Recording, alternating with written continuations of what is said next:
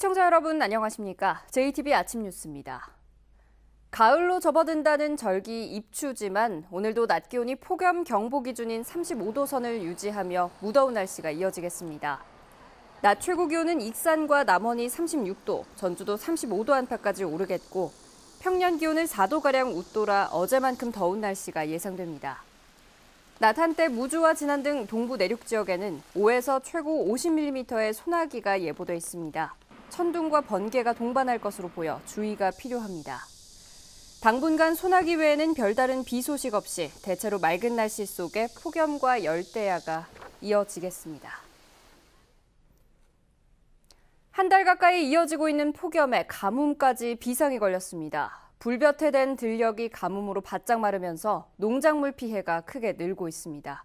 보도에 송창용 기자입니다. 검은 차광막 위로 뜨거운 열기가 이글거립니다. 기록적인 폭염에 비까지 내리지 않으면서 푸르렀던 이파리들이 갈색으로 변했습니다. 인삼 잎을 비비자 잿가루처럼 부서집니다. 비가 와가지고 땅 이렇게 열이 내려가야 인삼 야가 좀 살파인데 온도만 내려갔으면 좋겠는데 그것도 안 될 것 같아. 날씨가 지금 도와주더라네요. 콩밭에서도 성한 콩잎을 찾기가 어렵습니다. 폭염에 파밤나방 애벌레가 크게 번식하면서 잎을 모조리 갉아먹었습니다. 2달 새 2번이나 갈아엎고 다시 심었지만 올해 콩논사는 사실상 작파했습니다. 뼈만 남았는데 그 순이 나온다는 보장을 못 하잖요. 나온다고 해봐 지가 몇 프로나 나오고 있어요. 거기서 그냥 엎어버려야지. 맹렬한 폭염 속에 비마저 내리지 않자 농작물 피해가 갈수록 불어나고 있습니다. 인삼밭 107헥타르에서 잎마른 피해가 났고 벼 85헥타르가 메마른 피해를 입었습니다. 고추와 콩, 복분자도 열매가 제대로 맺히지 않거나 병해충으로 큰 피해를 입었습니다. 더 큰 문제는 폭염과 가뭄이 당분간 계속될 것으로 보인다는 점입니다.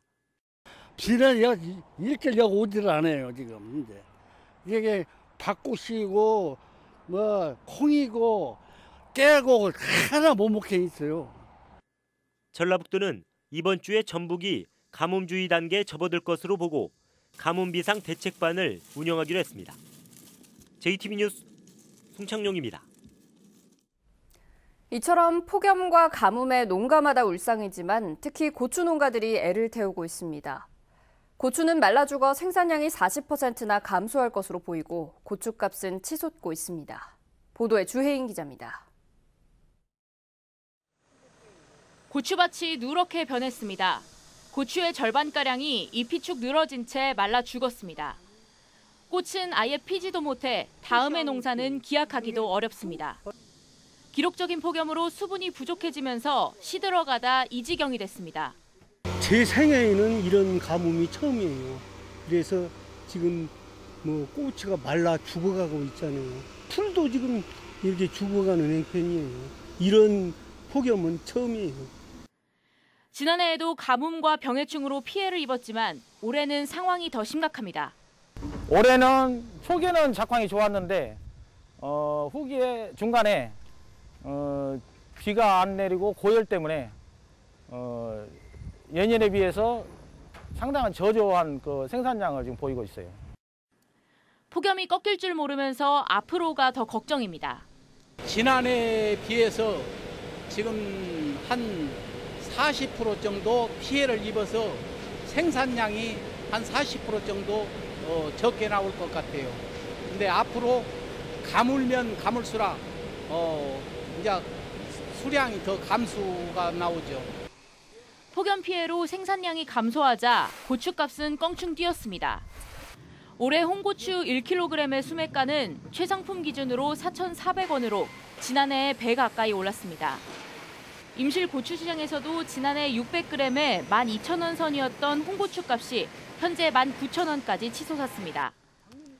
기록적인 폭염에 올해 고추 농사는 최악의 상황을 맞았고 소비자들도 큰 부담을 안게 됐습니다. JTBC 뉴스 주혜인입니다. 남원에 들어설 공공의료대학의 학제가 4년제 의학전문대학원으로 확정됐습니다. 전라북도와 남원시는 아쉽긴 하지만 정부의 결정을 받아들이고 부지 확보 등의 후속 절차가 빠르게 이루어지도록 힘을 보태겠다고 밝혔습니다. 조창현 기자입니다. 교육부는 대학 설립 심의위원회를 열고 4년제 의학전문대학원 학제를 골자로 한 국립공공의과대학원 설립안을 심의 의결했습니다. 이에 따라 서남대 의대 정원을 활용해 남원에 짓기로 한 공공의료대학은 의학전문대학원으로 확정됐습니다. 교육부는 개교 시기를 최대한 앞당기고 예산 부담을 줄이기 위해서 의전원 체제로 결정했다고 밝혔습니다. 공공의전원의 정원은 서남대 의대 정원 49명을 활용하며 지역별 의료 취약지 등을 고려해 시도별로 학생을 배분해 선발합니다. 공공의전원 학생은 정부가 학비를 전액 지원하는 대신 졸업 후 도서지역과 농어촌 등 의료 취약지역에서 일정 기간 의무 근무하도록 했습니다. 수련병원은 서울국립중앙의료원이, 남원의료원 등 지역의료원은 협력병원으로 참여합니다. 6년제 공공의과대학 설립을 요구했던 전라북도와 남원시는 심의위원회 결정을 받아들이기로 했습니다. 의대 설립을 고수할 경우 1,000명 이상 정원과 건물, 부지 확보가 어려워 예정된 2022년 개교가 힘들다고 판단했습니다. 우리 지역사회도 좀 아쉬운 점은 있지만은 2020년대 개교가 더 먼저이기 때문에 개교하는데 모든 역량을 거기다가 모아서 순조롭게 개교할 수 있도록 저희도 힘을 보탤 예정입니다. 공공의전원 설립 부지는 남원의료원 인근 KTNG 원료 공장이 유력하게 거론되고 있으며 교육부는 예산이 확보되는 대로 대학 설립을 위한 세부 절차에 들어갈 예정입니다. JTB 뉴스 조창현입니다. 전주시가 전주 동문거리와 객사 일대를 역사 도심지구로 지정하면서 상가의 용도를 크게 제한했습니다. 건물주들은 세입자들이 들어오지 않는다며 반발하고 있습니다. 정원익 기자입니다. 전주 한옥마을 인근의 동문 내거리입니다. 나란히 있는 점포 3곳에 임대 안내문이 붙어 있습니다. 주변에도 세를 내놓은 가게를 어렵지 않게 찾아볼 수 있습니다. 최근의 불경기도 문제지만 전주시가 이곳의 업종을 크게 축소하면서 생긴 문제입니다. 전주시는 지난 5월부터 지구 단위 계획을 통해 전주 동문거리와 객사 일대에 들어올 수 있는 업종을 제한했습니다. 커피숍, 패스트푸드, 중식, 외국계 음식점 등의 입점을 막다 보니 세입자를 찾기 어렵습니다. 계약을 했어요. 그랬는데 가서 시 구청 위생과에서 그 허가를 받으려 보니까 규제가 돼가지고 계약을 해야 하겠습니다. 주민들은 매매는 고사하고 임대도 어렵게 됐다며 불만이 이만저만이 아닙니다. 다 임대 매매예요. 텅 빈 도시가 돼버렸어요. 네, 빈 건물들이 너무 많아요. 오랫동안 장사를 해왔던 세입자들도 큰 부담을 느끼고 있습니다. 나가라 하면은 여기서 이제 중앙로 일자로 들어갈 자리가 없는 거야. 전주시는 한옥마을 관광객의 동선을 인접지역으로 확대하기 위해 한옥마을 수준으로 상점의 업종을 제한했다는 입장입니다. 전주시는 상인들의 의견을 더 수렴해 업종 제한을 현실에 맞게 조정하는 방안을 검토하고 있습니다. JTB 뉴스 정원익입니다. 민주평화당의 새 당대표로 정동영 의원이 선출됐다는 소식 전해드린 바 있죠. 당의 형편이 어려운 상황에서 정 의원이 11년 만에 정치 전면에 복귀하게 됐는데 그 의미와 과제를 살펴봤습니다. 이승환 기자입니다. 사실상 3파전의 선거에서 예상을 훌쩍 뛰어넘는 득표력을 과시한 정동영 의원. 2007년 대통령 후보 이후 11년 만에 정치 전면에 나선 정 의원은 구성원들과 함께 힘을 모아 당을 살리겠다고 사자후를 토했습니다. 똘똘 뭉쳐서 민주평화당을 존재감 있는 정당으로 만들어낼 것을 여러분께 약속드립니다. 정동영 대표의 등장으로 그동안 당내에서 광주 전남에 밀렸던 전북 정치권의 영향력도 다소 복원될 것으로 기대됩니다. 정 대표는 양극화와 불평등을 해소하겠다며 다양한 정치 세력이 국회에 진출할 수 있도록 선거제도 개혁과 다당제 정착에 힘쓰겠다고 밝혔습니다. 다당제 민주주의, 선거제도 개혁, 합의민주주의 이것이 전북을 위한 길이고 또 한국 정치 발전을 위한 길이라고 생각합니다. 앞에 놓인 과제도 적지 않습니다. 선거 과정에서 당내 핵심인 박지원, 천정배 의원과는 입장을 달리했고 유성엽 의원과는 날선 비판을 주고받았던 만큼 당내 화합이 시급합니다. 노회찬 의원의 사망으로 상실한 교섭단체 지위를 복원하기 위해서는 최소 1명 이상의 의원을 확보해야 하는 일도 미룰 수 없습니다.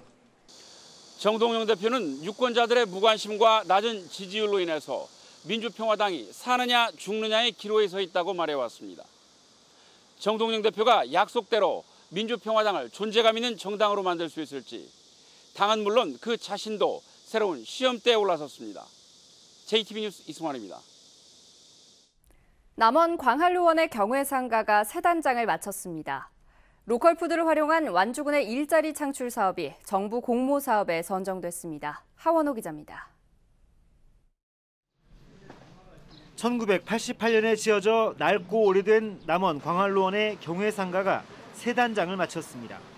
경회상가에는 공예품과 허브 제품 등 남원 대표 관광 상품이 전시 판매되고 춘향 가상현실 체험관이 설치됐습니다. 광활로원 경회상가의 다양한 전시 판매 체험장을 통해서 주변 원도심권, 골목시장 활성화를 도모해 나가겠습니다. 완주군이 농림부의 사회적 일자리 창출 사업인 신활력 플러스 사업에 선정돼 70억 원의 예산을 확보했습니다. 완주군은 오는 2021년까지 로컬푸드를 활용한 융복합 식품 사업을 추진한다는 계획입니다. 임실군이 민선 7기의 역점을 두고 추진할 4개 분야 75개 사업을 최종 확정했습니다. 임실군은 특화 작목을 육성해 농가 소득을 올리고 옥정호와 성수산 등 자연 경관을 활용한 관광 개발도 박차를 가하기로 했습니다. 지속되는 무더위 속에 순창군 실내 수영장이 큰 인기를 얻고 있습니다. 순창군은 여름방학 수영교실에 신청자가 몰리자 정원을 20명가량 늘리고 안전요원도 추가 배치했습니다. 장수, 진안, 무주 등 세계 국민들을 위한 친선 게이트볼 대회가 열렸습니다. 장수군 체육회가 주최한 이번 대회에는 세 지역 게이트볼 동호회원들이 출전해서 친목과 화합을 다졌습니다. JTB 뉴스 하원호입니다. 기록적인 폭염으로 전북에서 200곳이 넘는 건설 현장의 공사가 중단되거나 작업 시간이 조정됐습니다. 전라도는 폭염 속 건설 근로자의 건강과 안전을 지키기 위한 자치단체 계약 집행 운영 요령이 지난 1일부터 시행돼 현재 209개 건설 현장에서 공사가 일시 중지되거나 작업 시간이 조정됐다고 밝혔습니다. 개항기인 1908년에 건립된 옛 군산세관 본관이 사적으로 지정됐습니다.